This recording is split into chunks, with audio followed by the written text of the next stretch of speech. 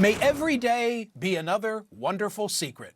I'm Michael Smerconish. Today in New York City, as you already know, Thursday night, the Wall Street Journal dropped that bombshell story about the relationship between President Trump and Jeffrey Epstein that, for me, raises as many questions as it answered. The story said that 22 years ago, Trump was among the friends of Epstein, whose letters comprised a bawdy 50th birthday greeting to the now deceased pedophile. But curiously, the Journal did not print the letter. Let's think about that. The Journal said that it had reviewed unspecified documents and had relied on people who had reviewed the pages. The Journal also reported reviewing a letter bearing Trump's name, which was hand-drawn with a heavy marker and depicted a naked woman, including a, quote, Donald signature meant to look like pubic hair. The president denied that this was his work. He said that it was fake, that he never wrote a picture in his life, that he doesn't draw pictures of women. He also added that he would sue the Wall Street Journal if they published the story, and he has since made good on that threat, filing a libel case yesterday which seeks at least $20 billion against the Journal and the reporters involved. Overall, classic Trump. Deny, deny, deny, always be on the attack, as Roy Cohn counseled him years ago. Only in this case, we're talking about something that either exists or it doesn't. Unlike other Trump controversies that have pitted his word against an accuser or his word against an allegation, common sense to me suggests that a birthday book exists. There's just too much detail in the story to think otherwise. We're told that it's leather bound, that it was put together by a bookbinder who's identified, Herbert Weitz, and that Weitz once listed Jeffrey Epstein as a client, that it contains poems and photos and greetings from business people and academics. Then there's this very specific detail about Alan Dershowitz's letter being a mock-up of a Vanity Fair cover, complete with a headline asking whether Jeffrey Epstein was Jack the Ripper. There's even, supposedly, an Epstein report card from the Mark Twain Junior High School in Brooklyn. It's hard to fathom that a two-person byline story in a newspaper owned by Rupert Murdoch, which was sure to infuriate the president, would all be made up out of whole cloth, or that it would have made it to press without a very thorough legal scrubbing. And yet, here we are, with the president in a lawsuit saying this is fake news. So what does he know? Let's game it out. I see two scenarios. Either that even if a book exists, whatever purports to be from him isn't. That perhaps someone else wrote the submission on his behalf, with or without his knowledge. Although with regard to his denial about not drawing pictures, there's already plenty of evidence that he has. But for all that, it's hard to believe that the president would have written the imaginary conversation between himself and Epstein 22 years ago. To some of the back and forth. Jeffrey. Yes, we do, come to think of it. Donald. Enigmas never age. Have you noticed that? Jeffrey. As a matter of fact, it was clear to me last time I saw you. Donald. A pal is a wonderful thing. Happy birthday. And may every day be another wonderful secret. That doesn't sound like something Donald Trump would write. A second possibility. Trump knows that if the Wall Street Journal could have produced it, they would have done so when they published the story, and that such a letter, real or fabricated, will never see the light of day. Of course, now he's filed this lawsuit, which will presumably lead to a discovery process where his lawyers get access to the Journal's information, but Trump himself could likely sit for a sworn deposition. Let's assume there is a bawdy note from Trump to Epstein. He survived worse. There's no allegation of criminal conduct here, only potential bad taste. This really does amount to locker room talk. So why would this be something he would so vehemently deny if it exists?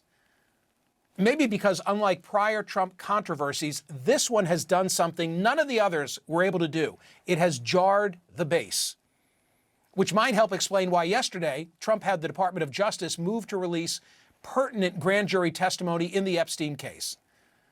The story has not only shaken his base, it's also shaken his support among Republicans in Congress.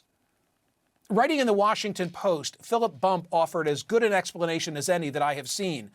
He said, quote, probably for the first time since he announced his candidacy in 2015, Trump has found himself on the elite's side of the divide against the people. Instead of leveraging the power of conspiratorial thinking, for at least a moment, he is seen as being used against him. Think about it. The Republicans in the House were unwilling to push back against Trump when he proposed cuts to Medicaid that could threaten rural hospitals, things that could have real impact on their constituents. But when a story about files of a deceased sex offender now arise, suddenly they're willing to defy the president in a way they would not previously, including House Speaker Mike Johnson. But Trump's litigious move seems to have turned that tide. The Wall Street Journal story and the president's response in the short term might have done for Trump what he's been struggling to do in recent days, and that is to get MAGA back on the same page, in this case, uniting against their old foe, the media. How long that remains the case will depend on the next birthday book revelation from the Wall Street Journal or some other media outlet. Joining now is CNN senior legal analyst and former assistant U.S. attorney for the Southern District of New York, Elie Honig. Elie, my first thought when I heard that he'd actually filed the lawsuit is, well, he just signed up to be deposed on the most personal aspects of his relationship with Epstein. Yeah, 100%, Michael. That will happen. I know Donald Trump has a long history of getting involved in civil suits and even criminal cases and saying he's going to testify, but then avoiding testifying or refusing to testify. There is no escaping the fact that Donald Trump, the plaintiff, the person who brought this case, will be deposed by the lawyers for Wall Street Journal and Rupert Murdoch under oath in this case. There's no executive privilege. And if you want to look back at history, it's the Paula Jones case involving Bill Clinton, where the Supreme Court unanimously said it doesn't matter that you're the president, you still can be deposed in a civil case. If anything, the rationale's even stronger here because Donald Trump is the plaintiff. And the subject matter, Michael, of that deposition will be entirely about the nature, extent, and details of Donald Trump's relationship with Jeffrey Epstein. It boggles my mind that Donald Trump and his legal team are walking him right into this scenario. Well, and similarly, couldn't the Wall Street Journal now subpoena the DOJ file on Epstein? Well, that's interesting. It does happen sometimes that civil litigants, people who've been sued, will try to get their hands on DOJ materials. And actually, if you look at the rule that covers grand jury secrecy over on the criminal side, it actually says one of the exceptions, one of the reasons that documents can be made public or turned over to somebody is if they're necessary in a separate, ongoing legal matter. So there could be a way that the lawyers for Wall Street Journal do manage to tap into and access some of those DOJ documents. Elie, I have read this Journal story probably 10 times, line by line by line. And the wording of it is so curious to me and so obviously lawyered. But let me just read a few things aloud. Just documents reviewed by the Wall Street Journal. Pages, according to people who've reviewed the pages. The letter bearing Trump's name, which was reviewed by the Journal. Like, they're very careful as to exactly how they phrase it. But in the end, they don't publish the letter. What do you make of it?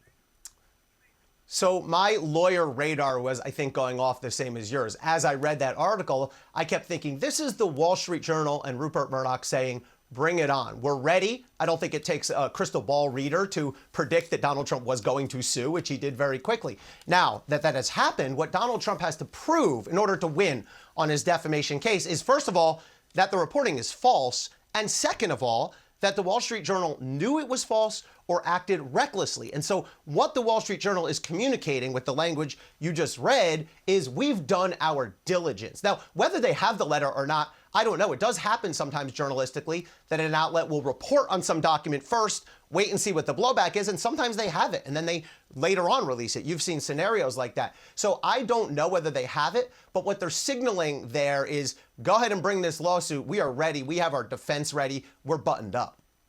Okay, final thought. One thing I think I do know is that the album that we're discussing will not be contained in, quote, pertinent grand jury information, testimony.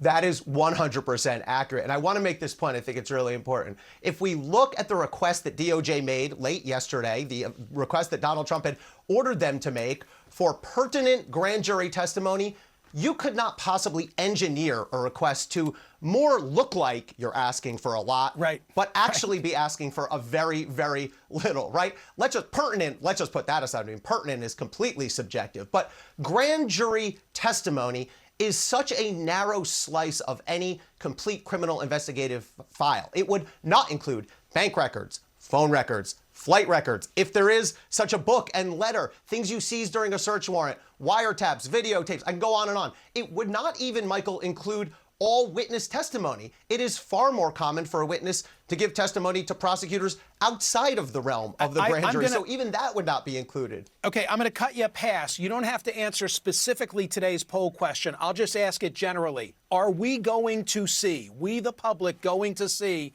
whatever it is the Journal was talking about? So I'm going to craft my own little mini exception to your poll question, Michael, which is only if the Wall Street Journal actually has it and is holding it back and is planning to put it out as part of some second wave. But short of that scenario, put me down for never. Wow. Okay. Ellie, thank you as always.